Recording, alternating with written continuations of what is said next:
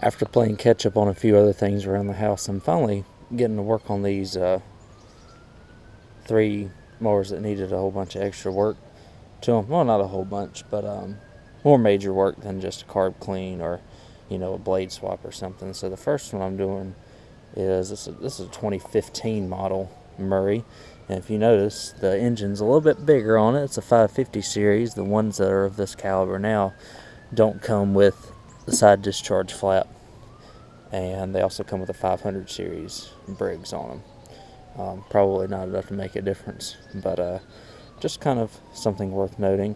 This is the one, I think I showed it to y'all, that has the broken base plate right there, which is one of the 2 common places that it breaks. The other common place that it breaks is right here on the corner, which I've shown y'all plenty of times because I've had quite a few of them that have done that.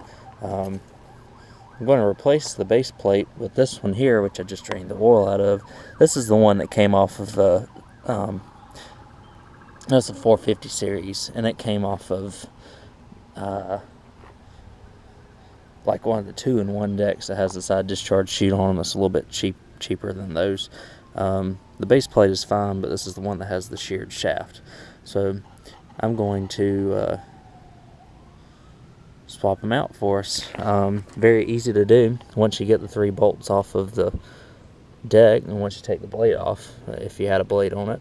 I think there's 6 or 7 bolts. There's 7, 5, 6, and 7 bolts that hold it on. You just take those off and gently tap it off with a rubber mallet, or just kind of do it yourself. So that's what I'm going to do next. They're 3/8 inch, so I'm going to get my 3/8 inch ratchet and take those 7 bolts off. Swap the base plate on this. Well, once I get the base plate off on this, I'll show you all the insides of it, and we'll go from there. So here's both engines off of the mower, and then the spare engine, which I took my 7 bolts off and got it off. I just used a rubber mallet to tap it. You have to tap it really, really easily, because those base plates are pretty fragile. You don't want to break one of those. I got the second engine off here, and we'll look at it a little bit closer. You can see where that it's split all the way from about right here to right, oh gosh, it's like over there roughly. And so this shaft looks a little bit to be in a little bit better shape than the other one in terms of rust on it, so this one should just slide right off.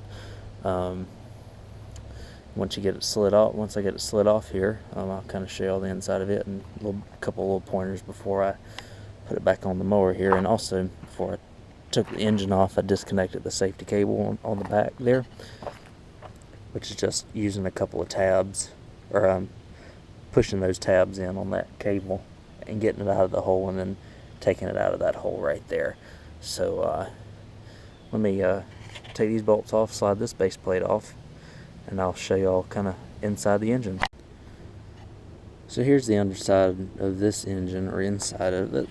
As you can see, it looks very, very clean, because I don't think it's ever been run. It's probably one of the manufacturer's defects with the broken base plate, which I have seen a couple of those. So I don't have to worry about timing, but if you had to worry about timing, you've got 2 marks here. One of them is on the camshaft right here, the bigger wheel. This right here is the oil slinger, so that's not really hard to put on, but you have the camshaft there, the mark there, and the crankshaft, where it's right there. So it's pretty much two rotations of the of the crankshaft to 1 rotation of the cam. And I haven't touched the timing on this, so the timing should be good. All you have to do is pretty much line up the 2 marks, and you've got a good you've got it timed correctly. But like I said, I never took this one off, so I don't really have to worry about it. And then this oil slinger goes onto the governor right here, and so whenever you put the base plate back on, you just have to make sure that it doesn't slide off of the governor, and that's about it. So I'm going to get some sealer, which I just get Permatex, either Permatex black, or I've got some Permatex red. I've used Permatex gray before, and all three have worked just fine. Use the red on the rear end of my truck there, and it's been holding up very nicely. So just get you some Permatex, make sure that your surface is clean, put it on, and then just put it right onto the base plate, let it sit for a while, and then you can put oil in it, and just kind of make sure that your base plate and stuff is clean too whenever you put it on.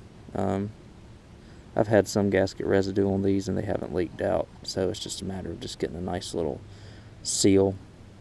Cleaning off the gasket is always a good way to go too. So I'm gonna clean some stuff up, put the Permatex on, put it on here, put it back on the mower, let it sit for a while, and then we'll see if it runs. So everything's on now, this engine. Again, I just slid the base plate on, and you just have to make sure you line it up with your pins right there, 1 pin, 2 pins, and like I said, I put gasket sealer on it. So there's your gasket sealer. You see it oozing out the sides all around, which is kind of what you want to see. Now, with my 3/4 inch ratchet here, I'm going to tighten all of them up. And it's good to go, especially if it's something with gaskets. It's good to go in like a star pattern. So what I'm going to do is go from like this bolt to this bolt to that bolt to that bolt, and then tighten up the others. That way it kind of helps the gasket sealer spread evenly like it's supposed to. And then I also like putting sealer around this too, just for good measure. It probably doesn't really help anything since there's already a seal there, but it kind of helps ensure that it's going to stay. It doesn't really hurt to not do that. So after I do all that, put it back on the deck there. I just got to play the waiting game, let this stuff dry, and then I put a 1/2 quart of oil in it. We'll start it up, see what happens. Alright, so it's been raining for about 4 days, it seems like, off and on, and it's gone from being nice and warm to nice and cool. At least in this area, 40-some degrees is kind of cool, especially in November. But I got it ready here, hopefully. It has compression, it has oil in it, which I just put in. The gasket's definitely set, so let's give this thing a few primes and see if we can get it started. I think it had gas in it at some point, so might take a little bit to get going, but let's see. I'm going to turn the mower around so the exhaust blows into the woods.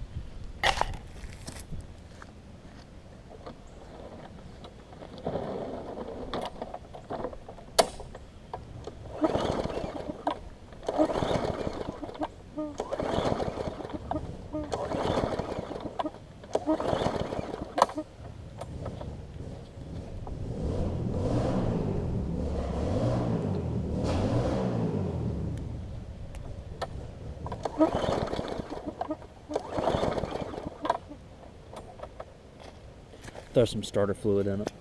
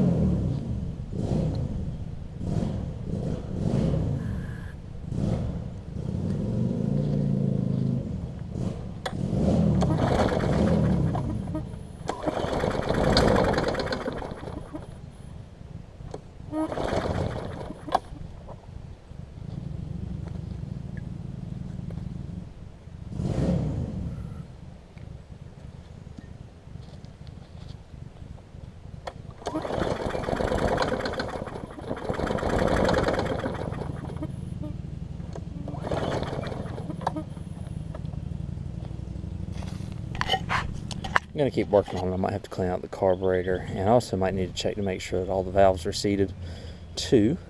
But I'll come back. So I checked the valves and everything, and they all look good. I got the carburetor apart now. As you can see, I got some nice little green stuff in there. We're going to pour it out just to see what it looks like. There's a little bit of gunk and whatnot in there, probably old gas. You can probably see a little bit of water or oil mixed in. So I'm going to douse it in carb cleaner, and I'm going to take my air compressor and blow it all out and put it back together, and we'll do a take 2 on this thing. So here's a take 2 on this thing. Clean out the carburetor and see if she fires.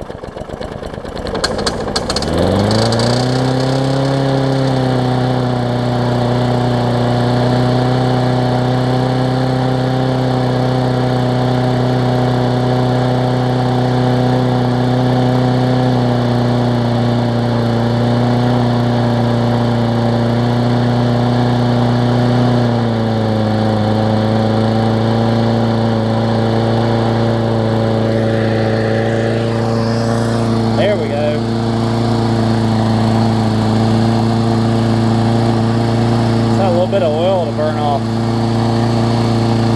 the cylinder. Still running just a little on the fast side.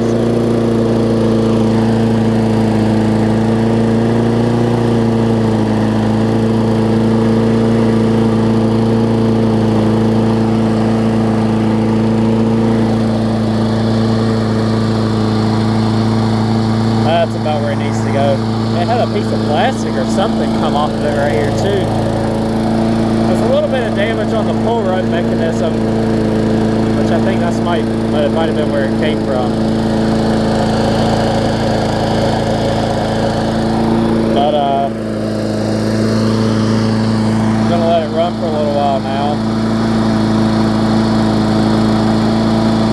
I did rob one of the handle bolts off to put on the snapper mower, and speaking of the snapper mowers and whatnot, I also got me a nice little clip here.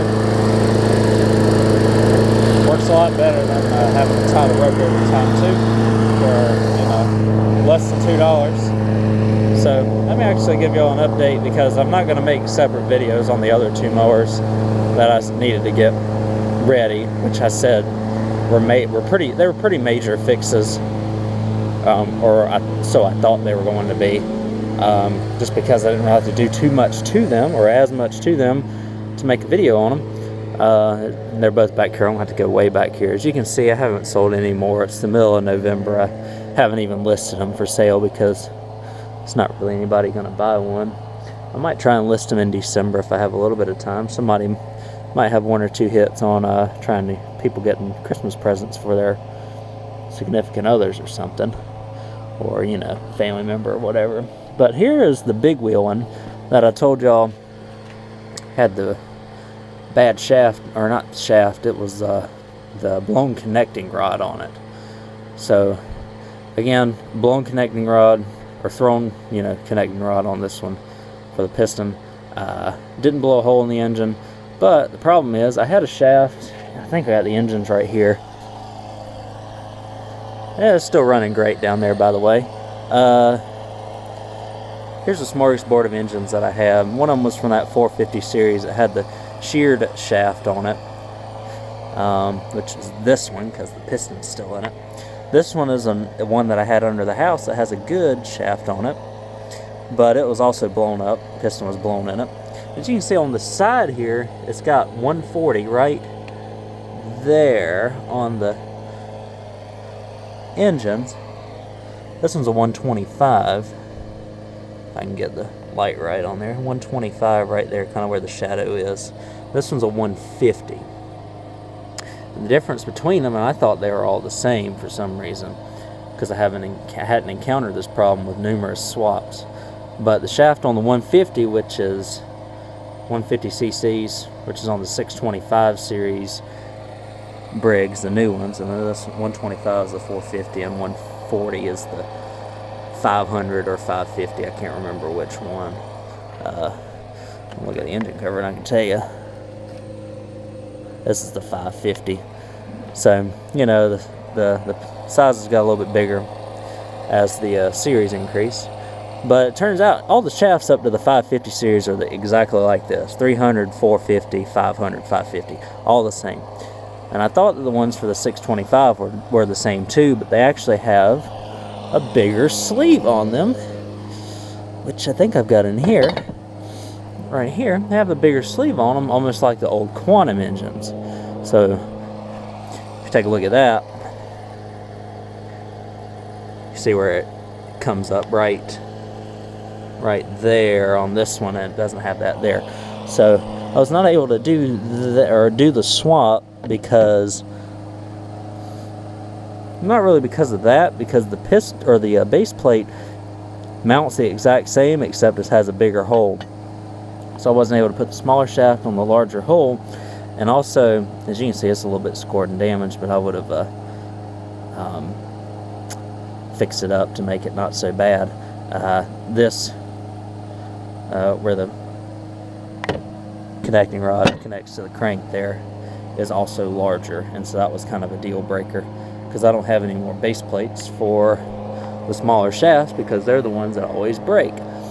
So it's kind of up a creek there, no big deal.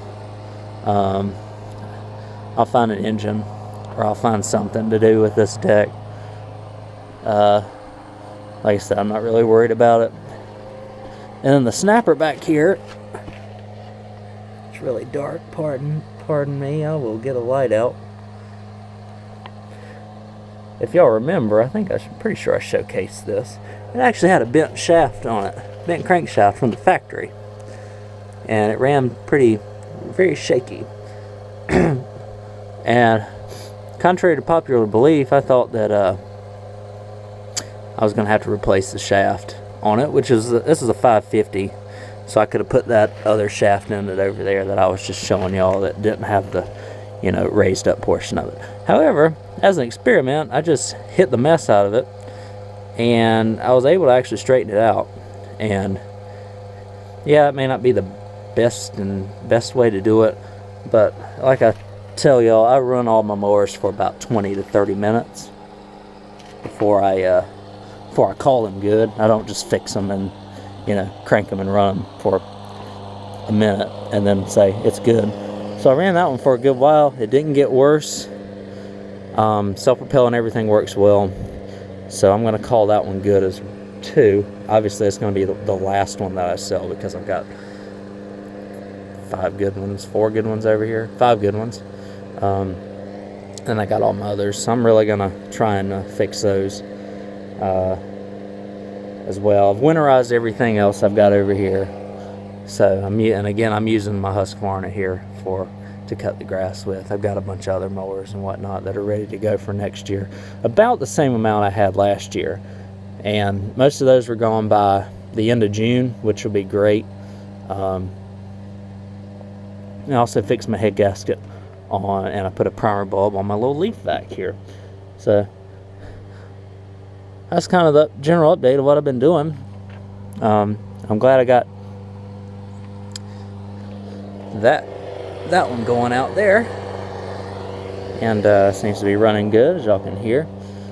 I know some of y'all are getting out snow blowers for the year already up there in the higher elevations in the Midwest and whatnot, if you're watching from that area. Here in North Carolina, we won't see snow for another 2 months, most likely, if we get any. As y'all can see, I got a new air compressor. It's upstairs. I broke my old one by accident. Don't over tighten your fittings on a cheap air compressor, because you can't buy a replacement fitting. But yeah, that's about it. Apart from doing a little bit of cleaning up, I'm pretty much done. Actually, a lot of cleaning up, and try and thin out a bunch of these handles and whatnot that I'll never use and get rid of frozen cables and stuff. Now that I have a little bit of time, or now that I have time on my hands, I finally caught up. So yeah, apart from the deck, the big wheel deck back there, and then way back in the back, the one that I showed y'all that was bent down, that deck, everything's good, and I'm really happy. So let's see, I think I counted 41 mowers that I had on all my pallets, and I was able to get 39 of the 41 going, which is pretty really good actually, and only having one blown up just like I had on the last batch. So I hope y'all enjoyed this. I hope y'all enjoyed the update, and if I work on some more small engine stuff, I'm definitely going to post it, but probably my posts will be few and far between until the spring. I do want to do a video of me picking up the leaves. Hopefully I can get that one up coming up before long. But again, thank y'all for watching. Thank y'all for supporting the channel. I'm getting almost, I think I'm getting close to 400 subscribers, which is great, and I hope that I've been helpful, and I hope that y'all have enjoyed these videos. If y'all have any feedback or questions for me, I try and answer every one of them. That's a legitimate question, and hopefully help y'all out. So again, thank y'all again. I'll talk to y'all next time.